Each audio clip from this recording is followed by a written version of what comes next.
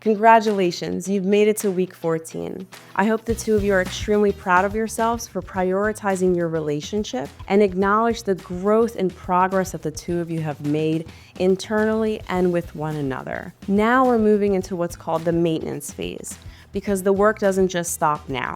So during these next few weeks, it's going to be broken up into a few different sections where you're going to continue to meet and connect with each other. The first part of your check-in is going to really focus on appreciation and gratitude for one another. This is a wonderful time to reflect on the ways the two of you have worked as a team, the accomplishments that you've had, the wins that you've had as a couple or individually, and really show appreciation for one another as partners. The next section is going to focus on areas of improvement. So this could be about anything that may have been lingering throughout the week. Maybe you still need to repair or talk about a conflict or disagreement you've had recently. Or this is just an area where you really want to focus on how can we be better partners for one another and figure out maybe logistics or things that are going on in your life that need more of your attention right now.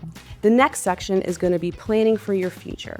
So I want the two of you to really think about the next few weeks before you meet again and even scheduling your next check-in meeting. Is there any stressors that are coming up, any big plans or events going on that we really need to talk about to be on the same page with?